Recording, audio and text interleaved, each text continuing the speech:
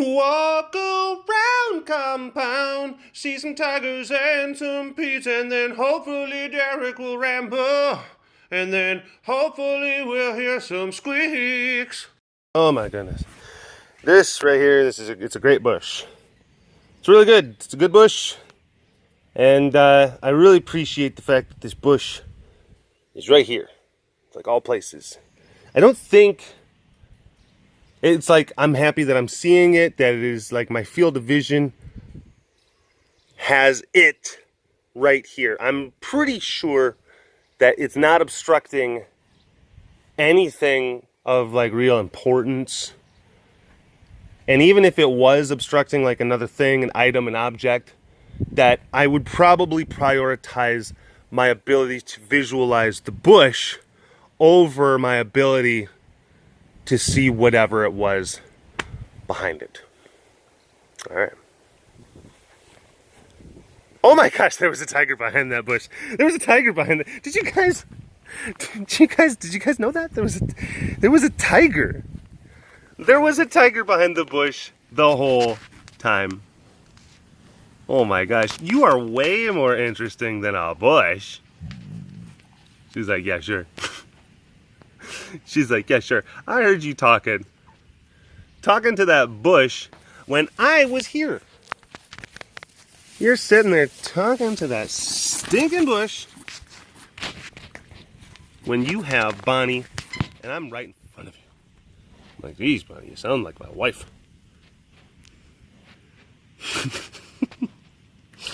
How long are you gonna be on your phone for? Like, I'm right here. Or she'll do the sigh. She'll do the hum when like I'm doing something that is not giving attention to her. She'll just sit down next to me and I'll be like playing a video game or I'm on my phone or something like that, and then she'll just kind of sit down next to me and then she'll just kind of take her phone out and she'll just hum. I'm like, yes, dear. It's like, oh, hi. Of course. Of course. And I'm sure that there's probably going to be some ladies who go down in the comment section and then you're just like, I do the same thing. I do the same thing to my guy. Because he is giving attention to a thing that is not me. And that's just not cool. That's not cool. I'm going to let him know about it.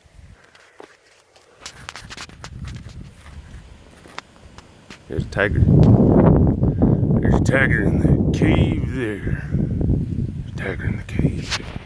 I think it's Nadal. But here's the thing. I mess up Nadal and Diwali all the time. These guys they're similar. And people might be like, I can tell them apart whenever. It's fine. And it's like, oh, good for you. Good. Hold on. Good for you.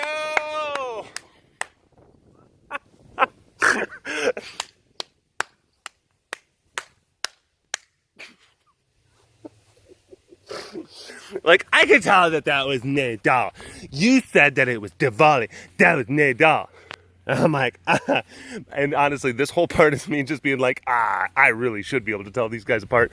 And when I get called out by other people, I'm just like, hey, just shut up. Shut up, you. I don't want to listen to you. I don't need to listen. You're in the internet. I'm actually here. So, what? And watch this. It's funny because, like, okay, I go from like a couple webcasts ago. People are like, hey, it's really hard to tell these animals apart. Maybe if you put the names up on the screens, that would really be great. And I'm just like, that's a dumb idea. And then the flip side, people are just like, they're calling me out for messing up. Like, I'll say just like, hey, what's up, Diwali? And people are like, Derek, that's Nadal. And I'm just like, shut up. Like, who asked you? They're just like, Derek, you just celebrated people who could tell these animals apart. And I'm like, yeah, so? Oh, hypocrisy, thy name is Derek.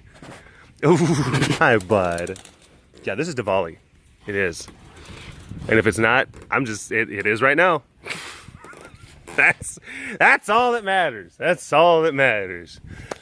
Hello, all you big cat lovers out there. It's me, Derek, again. Welcome to another super duper fantastic episode of the Walk Around the Compound webcast. We're going to have a really great time because if you remember on the Tuesday webcast, questions, okay? We're going to go through the rest of them, okay? And for those of you that don't remember, schmutz on the screen. Schmutz. Get out of here. There we go. Much cleaner. For those of you that don't remember, I went on to the Twitter, okay? I went on to @BigCatDerek for those of you that don't follow. And I tend to have a little bit more just kind of fun on Twitter. I'll try to keep my Instagram a little bit more specifically cat-centered because, of course, my name is BigCatDerek. You have to have the branding in place. If I were to basically just switch my entire channel over to like, I'm just going to start showing you my favorite baking recipes, people were like, well, this is not why we followed you.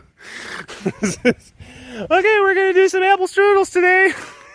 People would be like, those look very nice, but they're not, where are the tigers? Like, oh, well, I'm not doing that anymore. Then you should probably change your name. You should be BigStrudelDerek. Oh, it's pretty good. BigStrudelDerek. Oh, that's going to be another thing that people are just going to start commenting that. Just like, oh, Dirk, whatever. Anyway. I went into Twitter, which I tend to just have fun. It's just, yeah, memes and just kind of, I don't want to get demonetized, but poo posting. It's actually another word as far as the internet culture is concerned. But there's a lot of kind of just like silliness and cynicism and irreverence and we're just kind of having a fun old time. And it's not always kind of cat-centric. It's just we're celebrating the internet on that. I do my gift parties. That's a fun thing. I've been starting to do those more. Usually after I've had a couple of alcoholic beverages. Yeah, I'll just tweet and it'll be like 1 a.m. And I'll be like, I think it's time for a gift party. And then people are just like, woo! They get excited. Because what it is if we do a gift party, and I try to respond to everyone. Basically anyone within the window there's a window of time in which the gift party is taking place, and if you tweet at me, I will respond to you with a GIF. GIF. I think it's pronounced GIF. Even the man who invented the format said it was GIF. It's G is a G. And the G even stands for graphic something interface, whatever. Graphic. It's not graphic, okay? We're not over here with the long-necked animal in the African savannah. No, graphic. So it's a GIF, okay? It's not a GIF. It's a moving picture on the internet. It is not a peanut butter. Anyway. Gift parties are really fun. I basically just say like, it's time for a gift party, and then people start tweeting at me. Maybe they'll tweet me gifts. Maybe they'll ask me questions. Maybe they'll just make statements. And then I will respond to them with a GIF. I try to make it fun. And it usually is. But I ask people on the Twitter like, hey, I want to have some themes. I want to have some topics of discussion, some bullet points. Throw them at me. I would like to be able to talk about whatever the things are that you kind of want me to talk about. So, these are some of the questions and some of the things from the Twitter sphere. Round 2. Part 2. All right, let's get into it. Okay, @LOLJackWho, your opinion on AZA accredited zoos. I think that, look, any sort of accreditation organization is, I'm not going to sit there and say just like, they're terrible, they're bad, but sometimes I think that there's, I guess the weight and the gravity that sometimes gets put onto the accreditation, like, it's almost kind of like those,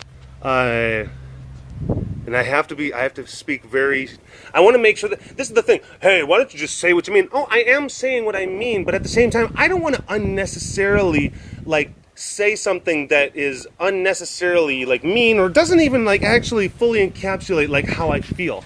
So I want to make sure that I am speaking, yes, from the heart, but I also want to make sure that I am truly, honestly capturing, like, how it is that I feel. And my thoughts on a lot of these things, they get a little bit more kind of complicated. They're a little bit more complex. People might sit there and say, because it's almost like that, you know, it's the pro-union versus anti-union argument. And you see that a lot in, like, American politics.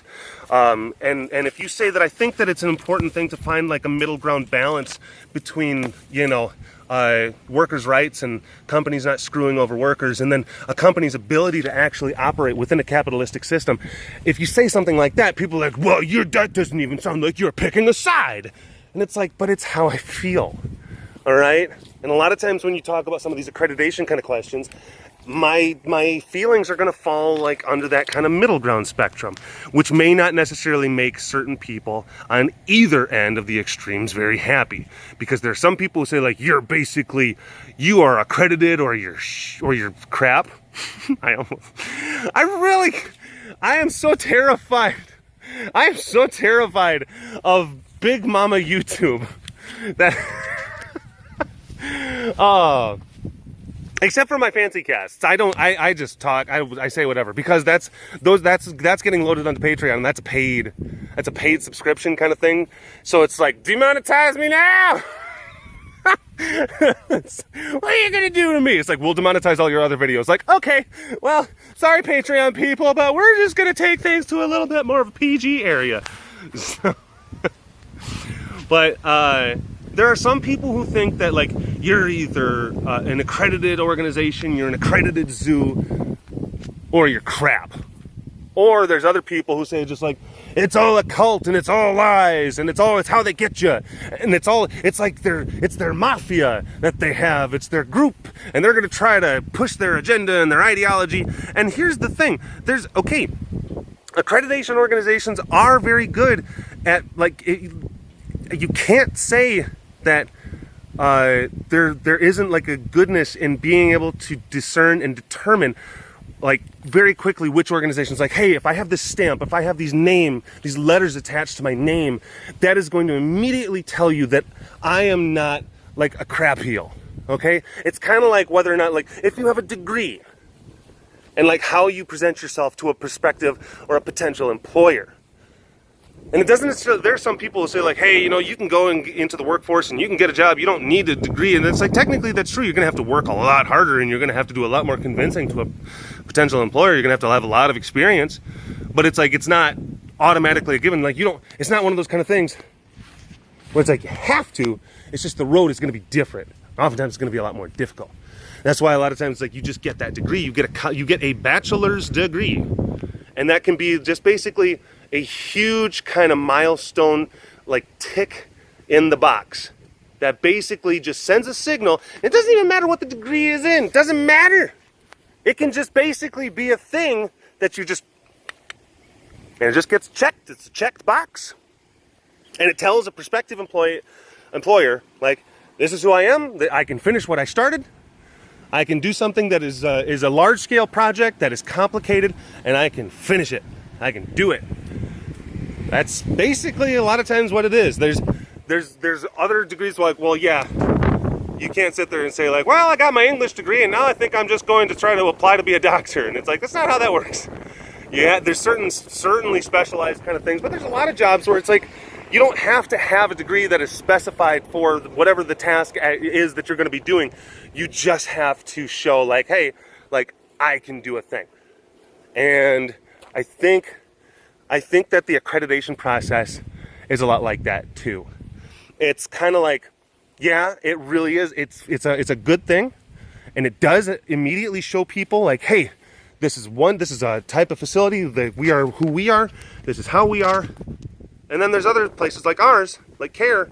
It's like, we don't necessarily want to hitch our wagon to, like, potentially the ideology, or even like the weirdness or the squirreliness or the dirty laundry, or basically like the rules and regulations that another governing body might have for a private entity such as ourselves. Well, technically we're a public entity, but an individualist entity such as ourselves. And there's a lot of things to kind of unpack with that. And we understand that the path forward might be more difficult for an organization like ours, for an organization like CARES, if we don't have the accreditation type thing next to our name. It might be a little bit more difficult, but we're willing to do that path. We're willing to move forward in that path. Just as in like, hey, I don't have a college degree, but I am confident in my abilities and I'm going to enter the workforce. People do that. It's a lot harder, but they do. That's I think that's a good analogy for how that whole thing. And it's also like, look, you'll meet people, they might have master's degrees or doctorates, and they are stupid. They're stupid people. They are. It's like, and I'm not saying, like, for the most part, if you get to a doctorate level, like, you're probably a pretty smart person. You've got a lot of, like, you know, ingenuity. You have a lot of good time management skills. Your intelligence is high. This is not me trying to, like, yeah, well, you know what? You don't need all this stuff. I'm not trying to say that. But we've all met those types of people, okay? They might be a little bit more few and far between, especially as you get higher, you know, into the stratosphere of upper levels of education, but they certainly exist. There are dumb doctors in the world. There are. All right, let's not pretend that there's not. So that's the other thing too. Like, I guess just because you happen to have, you know, those letters attached to your name doesn't automatically mean that those letters mean anything. All right, that's why anytime you meet an individual, whether it be an individual or whether it be an organization, you do your due diligence and you try to figure out what the qualities of that individual are. That's actually, oh my gosh, now we're starting to go into the weeds, because basically that goes into the whole thing, like the fundamental tenets of like Western ideology, like the like Western civilization, Western society. One of the more fundamental tenets of that, and it's a philosophical one, and it talks about like basically boiling down groups of people into the most fundamental element, which is the individual. It's the individual person, and that is, and I believe this, and I agree with this idea, that the individual is the single most important entity. It is more important than the groups with which they define themselves, or the groups with which they identify themselves with. And I see that a lot in today. There's a lot of people who are fractioned. They would rather identify with a group than try to identify just simply with themselves and with what they can do to better their circumstance and better their situation. And instead, they want to basically say, like, you know, my problems are because of this, because of all of this. It's not has anything to do with this. And if you look at the world from a more individualistic perspective, hi Slade Potato. If you look at the world through a more individualistic lens, one of the first things that you do is basically say, like, well, what's wrong with this? How can I fix this? And then once I do fixing of this, then I can try to go and see if I can make an impact on that, on the stuff that's in front of me. I think for a lot of people that it's flipped, and I think that's a bad way to look at things. I really, really do. I really, really do. Hold on. Let's go in here, and we are going to see these boys. What is going on? Why is it gotta be like this? Oh, you were being so nice earlier. He really was. I went up and talked to Ra. I went up and talked to Zubiri. This was earlier in the day when we were doing a tour. Zubiri came up to the fence and he said hi to me. And Ra was okay with it. He was fine. There's something really seriously going on. And this is a thing that's going on between me and Ra, because my buddy Andrew came over the other day. You know Papa Andrew. He's the one who was here for every step of the way when the beebees had their problems. With like their wobblers and stuff like that, and he was instrumental in things like getting the sunroom built, and he was here with those boys multiple times a week, even though he's a tremendously busy guy. And he came to visit the other night, And he still, like, to this day, like, he still makes regular visits. Like, him and I still hang out, like, at least a couple times a month. I mean, again, tremendously busy individual, tremendously busy man. But him and I will hang out like a couple times a month at least. And then we come in, we hang out, and we see the boys. And O'Reilly was totally cool with Andrew. Totally cool with Andrew. Not cool with me. Not cool with me. I don't know. I'm trying to unpack it. I'm trying to figure out what's going on. Why does he see me as a threat? Or is he mad at me for some reason? There's a lot of different things that could have happened. And also just the idea that maybe he's associating me with some of the more instinctual moments that he's had recently. Hi, Bim Bim. Hey, Bim Bim. Hi, handsome. Look at it. He's still got like that big cheek. He's got that cheek fuzz that's just kind of blowing in the breeze. He's got your cheek fuzz. Look at his cheek fuzz. Hi, bud. Ooh. Oh my goodness. Ooh.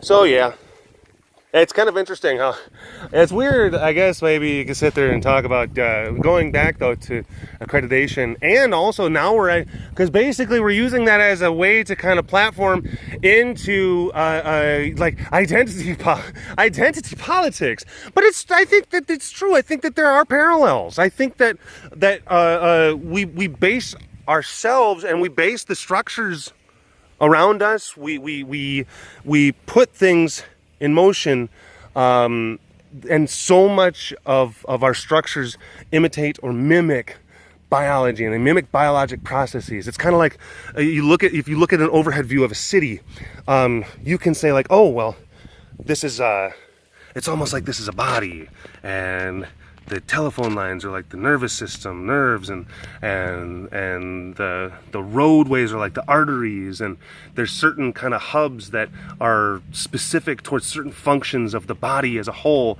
That's kind of what I mean by that. So to sit there and say that there's certain structures, organizational structures, they do kind of resemble the parallels that we see between people, and whether or not people want to identify themselves as individualistic, or if they want to identify themselves as being like part of a group, and the group is their identity. And we prefer to kind of say like, no, the individual is the fundamental, it's the core. It is the total, it is the you know what I'm saying? It's the nucleus. All right, I got more questions. Imgen at Imgen146. Funny mishaps.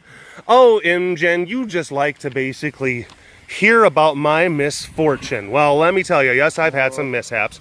Let me see. This is starting to heal up. Yeah, that was a stupid thing that I did. I tried to open up a box, and I actually took. This was really dumb. It was a utility knife. And you know how like utility knives have like a stack of blades inside of them? Well, I took one of the blades out and I was trying to put it into the utility knife, and then you got to put the other side of the utility knife on, and you have to screw it on, and I'm just like, that's stupid. Let's just basically, so I held, and like, here's the thing, it's razor sharp on both sides of the blade, and I held the blade, oh my gosh, I held it like this and tried to pull down, and it just like, it just went right into my finger, and I'm like, that's blood, that's deep, oh boy. Oh, nerds. And it's one of those kind of things where it happens so quick and so fast, it's like you're more annoyed at yourself and just pissed off that you did something so stupid than saying just like, well, this hurts, you know? So that was one. Of course, I talked about how I broke my toe when I tried to do a big leap forward. That was actually at jiu-jitsu. I broke my toe. Did I even talk about that? But yeah, I did. I something called an avulsion fracture, where you can hyperextend certain joints so much. It's not in. It's like so. Pretend this is my toe. I didn't bend it back. I actually landed on it like down, and it curled, and it curled it naturally, like how a toe is supposed to curl, but it just curled it too much. So then the ligament actually got so tight it pulled a chunk of bone off of one of my joints. But it snapped right back and it healed up within like, I mean, the actual bone like set itself within like 2 to 3 weeks. I'm like Wolverine, man. I'm still feeling a lot of like the ligament damage, and I still have some scar tissue, so I still have to take like anti-inflammatories. But I walk around just fine. And that's one of those kind of things where basically they say like the sooner you can get up and walk around and the sooner you can move stuff, the better. And I think that that's happening. Whoa, whoa, Zah! Hi, wow, psycho. But it's kind of like if you sprain an ankle. Rest is actually one of the worst things that you can do. You got to get that thing moving. Yes, you want to ice it, and you can like do heat and then cold and then heat and then cold, but you want to get that thing moving. Mobility is actually one of the most important things that you can do for certain things to promote healing. Let me see. That's why it's like a lot of times people, they get a little bit hurt and then they get I hate this crap. They get a little bit hurt, or they get a little bit of a snivel, and then, oh, I cannot go further. I have been cast asunder. Send word to my family. Oh. It's like you stubbed your toe. I need to call out the rest of the week at work. It's Tuesday. I'm going, it's a very emotional time for me. I hate that. Get up. Get up. Move. Quit whining. Stop being a victim. You're not. Toughen up. Understand the difference between being hurt and being injured. Okay? Injuries are serious. Like injuries, yes, you need to be mindful of them. You need to properly care for them. When you're hurt, when you just got a boo-boo, get up. Keep moving. What? I am just ranting in this one. What is going on with me? Anyway, I messed up my shoulder. I messed up my shoulder because I did a dab. Not weed. People are like, I tell people this and they're just like, whoa. Didn't. No, I did the thing, the dab, you know, like where you put your arms up like that. I did that, and then I fell into a mud pit. It was in front of a bunch of people. I thought I'd make them laugh. I didn't realize that the mud pit was actually more of just like a hard concrete dirt pit with like a ½ inch of mud on the top of it.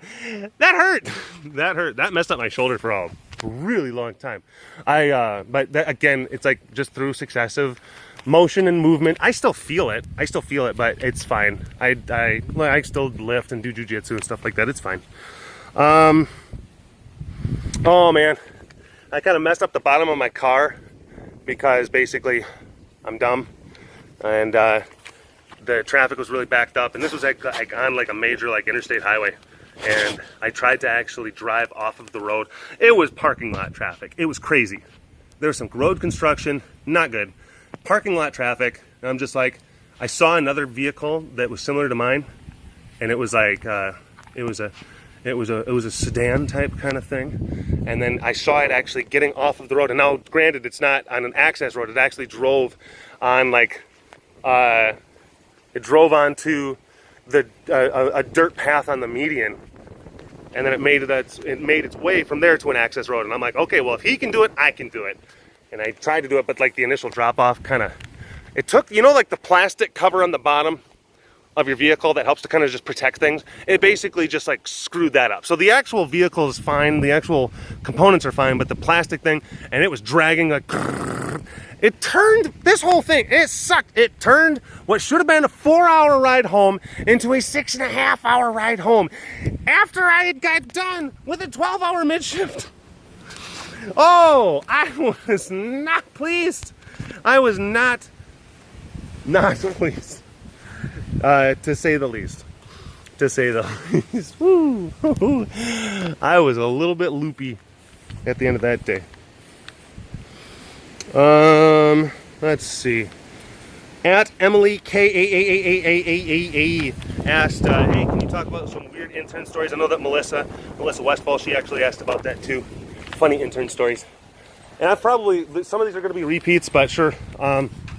We had one intern. She had a lot of body odor. So that's, you know, got the nickname Smelly. Smelly, and I'm not going to say this person's name, but the Smelly blank. Smelly this person's name. Wait, I need someone to go over here. Like, can you, who's that? Oh, do Smelly someone. Send Smelly someone over there. Get this person away from us. That was a thing. And it's like, you know, some people are just like, hey, well, you know what, maybe I don't like to do anything. Like, you can throw some water on yourself. Like, my natural oils, and like, your natural oils really stink. They're not good. Sometimes people, I think, have a little bit of like a, I don't know, rose-colored glasses as far as like how they emanate. And I know that some people are like, we wash ourselves entirely too much. That's fine. If you think that, that's fine. But I mean, like, occasional hygiene goes a long way. It helps. It's a good thing. Let's see. Oh boy. We had the one that used to walk around the compound at night and play the plastic recorder, like a plastic flute kind of thing. I've talked about that one, and that was really weird. She just just in the compound at night. It was creepy, weird, really weird. That was one. Oh boy, I remember there was one time. This is bad. There was one. This is years ago, where one of the volunteers. There was like the intern, this person was actually in the room. One of our volunteers called another guy who they kind of brought him out every once in a while. Called him, and he had him on speakerphone, and he's like, hey, like, what's up, man? How you doing? And then he's just like, hey, and this is like part of just normal conversation, like, because we'll say like, hey, what do you think of this person? Like, how do you think they're doing? You know, and like, because he did this in like, because like, hey, I want to see if he'll say something nice about you, you know, or if he says something mean, then we'll just kind of make fun of, you know, whatever. But like, said like, hey, what do you think of this person? And I guess the guy kind of had a bit of a crush on her because he said exactly what he thought. Oh boy. And then she, poor girl, got red-faced, and she's just like, like jumped, like, and like over the couch and hid. Like, this was all on speakers, like, oh my God. Yeah. And that was just like, and we're like, hey, you might want to shut up. Like, that's not what we meant. It's not what we meant. Like, she's in the room, and he's like, crap. Yeah. Well, and that individual stopped coming around. Like I said, years ago. Oh, there was one intern. She ended up. She had a gentleman caller, an individual from the local area. An individual from the local area who, I guess, you know, liked her. We're getting to the 33-minute and 10-second mark, so I gotta pause it so it doesn't get all weird. Hold on. Hey, there we go. I think that the second video is gonna start with him peeing, which is fitting. That's all right. But, oh my gosh, this intern. This individual is a nice guy, local area, had a thing for this intern, and he had a truck that had like horns and sirens on it and stuff like that, and he tried to, yeah, I guess he was young guy, had a position, I guess, of importance on certain things. So it's like, he basically, he'd get like a text or something. He's like, I must go, I am needed. And then he'd like jump into his truck and then put on his horns and he'd speed out because he did that anytime that and here's the thing, if she was like somewhere else, if she was at the store and like she wasn't here, and he might come by like, hey, where's so-and-so? And I'm like, oh, she's not here. And I'm like, oh, and he would just get into his truck and just drive away. But if she was here, he would be like, all right, well, I gotta go. And he would do like a barrel roll and then hop into like the window and then like, woo, woo, woo, and we're like, dude, you couldn't be this so obvious. It's so obvious, and it's so cringy. It's cringy. Just stop.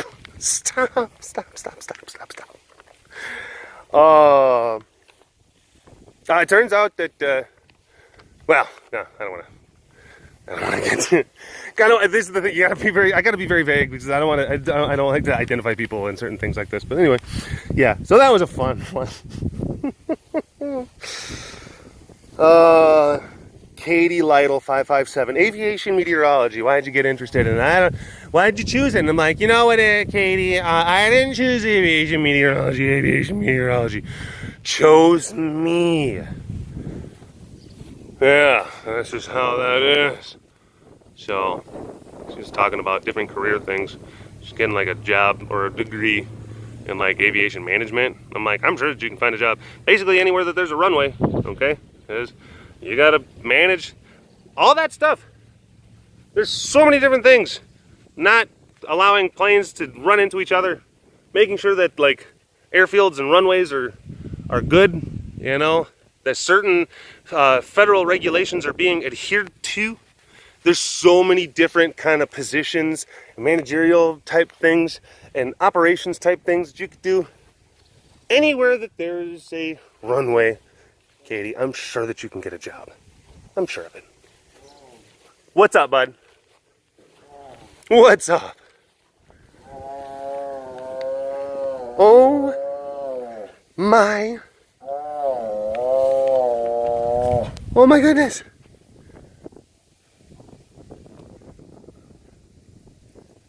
That was a lot of moo. That was a lot of moo. Well, thank you very much for giving us all of that moo. I really appreciate it. That, actually, yeah. Those are all the questions I got. Or at least I'll do, because I'm sure that once I get done recording, I'm actually going to check my Twitter, and there's going to be a bunch of people who, like, there'll be like 10 more questions or 10 more different things, and it's like, I'm sorry, you didn't make the cut. So, yeah, I think I got up right. I think the last, okay, so this is the last one. You can go back on the Twitter timeline. The last one I think I got was SteeB9. I think he was the last one before I put my plane into airplane mode, because I always put my phone into airplane mode. Put my phone into airplane mode, and then I go and I film so that I don't get texts or calls, like while I'm trying to put these things down, while I'm trying to get these hot copies put onto the old phone drive. Oh, yeah, we're doing it. We're doing it. Anyway, this was fun. Thanks for watching this episode of the Walk Around the Compound webcast. We did that kind of Q&A Twitter kind of thing. You guys gave me some topics, some themes, some different talking points, some platforms in which I could jump off of. So thank you very much to those individuals who contributed to the Twitter theme webcast. A two-part series, Monday and Thursday. I'm going to go ahead and film a fancy cast right now. So if you are a fancy person, you'll be able to have, well, I mean, technically, hopefully, you would have already seen it because it's Thursday. We want to put the fancy cast up on Wednesdays. Anyway, whatever. But if you're not part of the fancy cast community, basically what that is I pretty much do another Walk Around the Compound webcast, and then I put it on my Patreon. And all you got to do is you give $1 a month, and then you get access to all of the fancy casts, which I think we're starting to knock on the door of 30. So there's 30 fancy casts. You can catch up on all of them. If you are that much into the webcast and you just got to have more, that's an option. That's an option for you. But anyway, thank you very much for watching this episode of the Walk Around the Compound webcast. My name is Derek. Hashtag Dorbest Award in the comment section below. Like and subscribe if you don't already. And I'll see you folks next week. All right. Bye-bye.